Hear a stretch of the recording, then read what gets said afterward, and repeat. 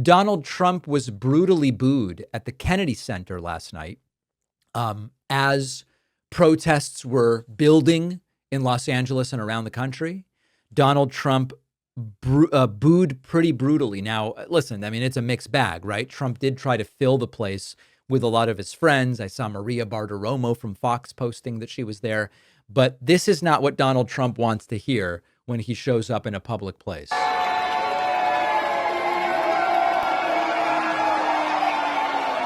And you see a lot of people straight up turning away, not even looking at Trump.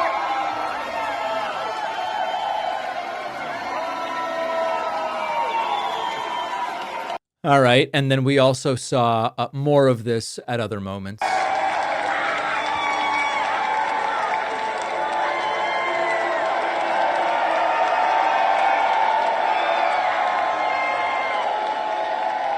Yeah. So even with Trump trying to fill the place with his friends, a significant amount of booing. Now, Trump did make a couple of statements on his way into the Kennedy Center to watch a performance of Les Mis. It was brought up to him that protests are spreading to more cities.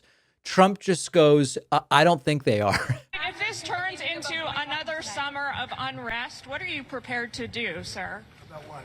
If this turns, well, the protests have spread now to 16 cities across the U.S. If this turns in... That's what you're saying. Do I believe you? I don't think so. Well, I got that from the Fox News green room. What we have is a situation in Los Angeles that was caused by gross incompetence.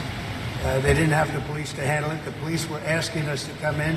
They were very late. We had to go in to save a lot of ICE officers, as you know, who were held up. They were holed up in a building, and they were being attacked. And the military went in, the National Guard went in and got them. The police weren't able, unfortunately, to move fast enough, but we moved fast. So Trump just denying it. Reports of protests spreading to somewhere between 16 and 45 cities. And Trump just goes, well, I'm not going to believe what you're telling me.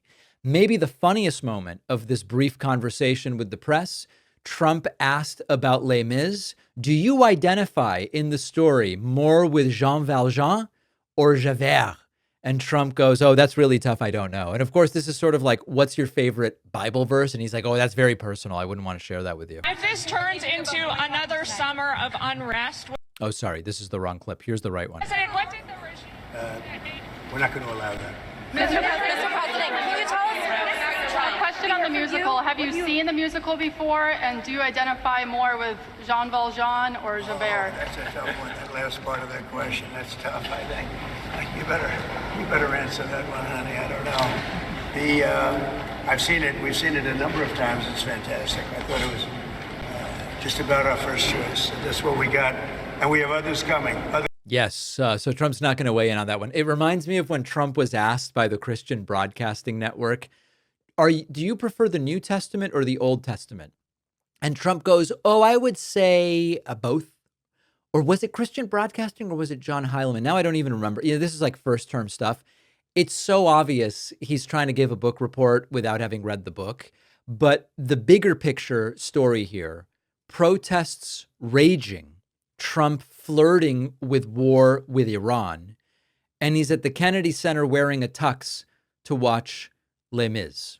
Not exactly transmitting the right level of seriousness for the situation.